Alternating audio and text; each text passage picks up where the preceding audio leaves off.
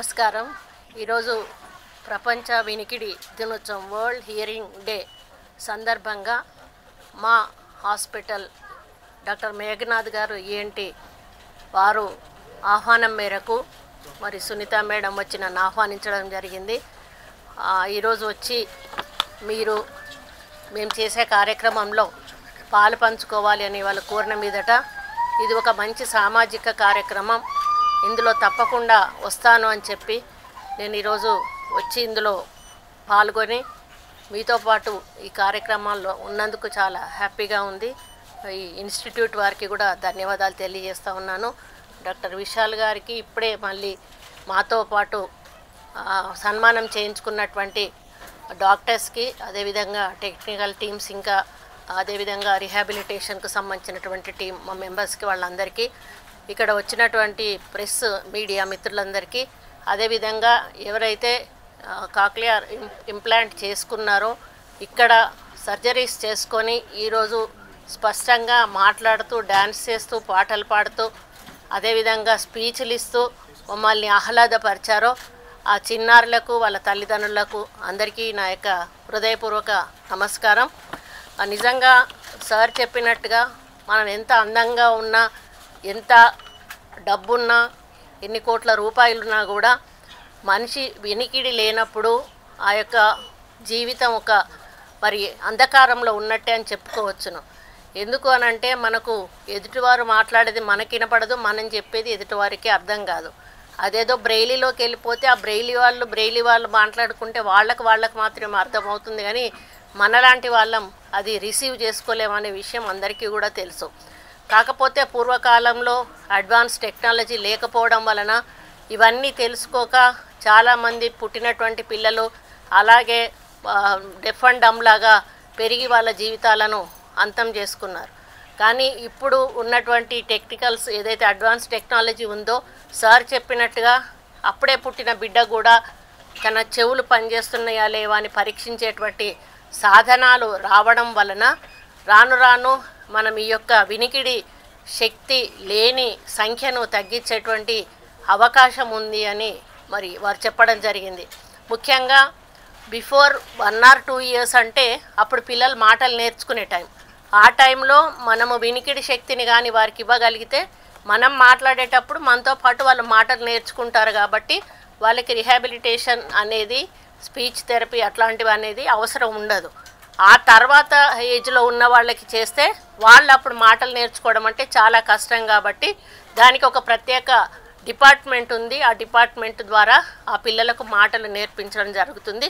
అది కొంత కష్టమైనా కూడా సాధ్యమైనటువంటి విషయమే. దాన్ని మన అందరూ ఈ డిపార్ట్మెంట్ వాళ్ళు సాధ్యం చేస్తున్నారు. ఇప్పుడు మనం చూసాం, చాలామంది పెద్ద పెద్ద పిల్లలు కూడా చక్కగా పాటలు పాడారు, డాన్సులు చేశారు, స్పీచ్లు ఇచ్చారు.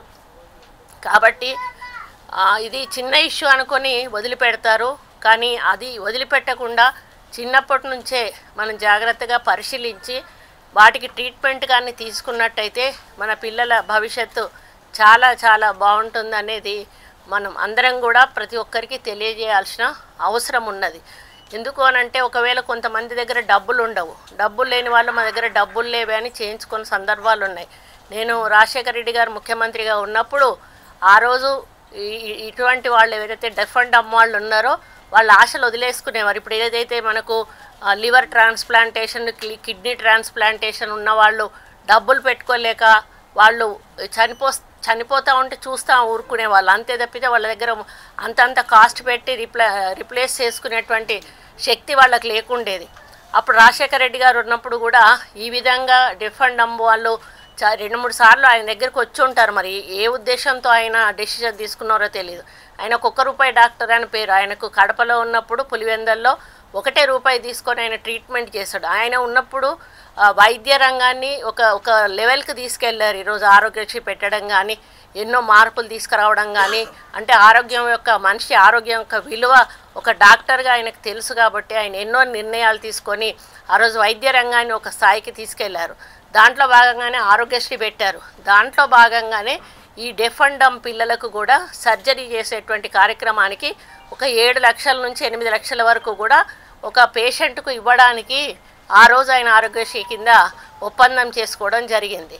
అయితే అది కూడా దుబారా అవ్వలేదు. ఎందుకంటే డాక్టర్స్కి చాలా కండిషనల్ అంటే ట్రీట్మెంట్ ఇచ్చే విధంగా ఆ యొక్క జీవోని తీసుకొచ్చారు.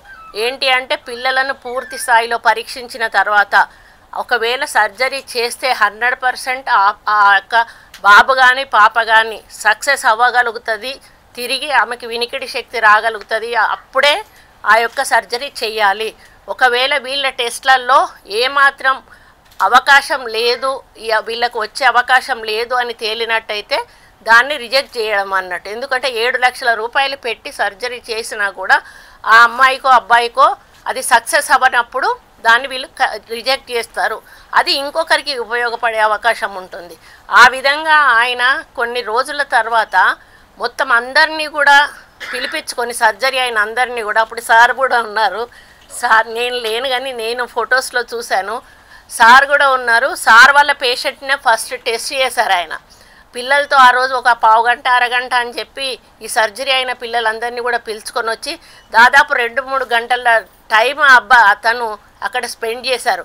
అంటే ఆ పిల్లలు చిలక పలుకులు పలుకుతూ ఉంటే, అరుస్తూ ఉంటే ఆ తల్లిదండ్రుల మొహంలో ఆనందం చూసినప్పుడు ఆయనకు ఒక చెప్పలేని ఆనందం వేసింది. అంటే వీళ్ళు ఈ సర్జరీ కానీ చేయించకుండా ఉండుంటే జీవితాంతం వాళ్ళు డెఫ్ అండ్ డమ్గా మిగిలిపోయేవాళ్ళు. అప్పుడు సారు చేసిన సర్జరీ చేసిన వాళ్ళ అమ్మాయినే ఫస్ట్ టెస్ట్ చేసి స్విచ్ ఆన్ చేసి వాళ్ళ మాటలు వినడం జరిగింది రాజశేఖర్ రెడ్డి గారు. ఆ తర్వాత గత గవర్నమెంట్ అది తీసివేయడం జరిగింది. కానీ దాన్ని మళ్ళీ పునరాలోచిస్తే బాగుంటుందనేది నా అభిప్రాయం.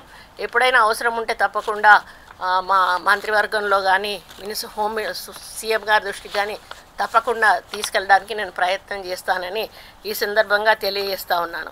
కాబట్టి మనం ప్రపంచవ్యాప్తంగా చూసుకుంటే మరి దాదాపు ఒక 5%, 10%, 5% మెంబర్స్ దాదాపుగా ఈ వినికిడి శక్తి లేకుండా ఉంటారు అని చెప్పేసి మనకు సర్వేలో తెలుస్తూ ఉంది.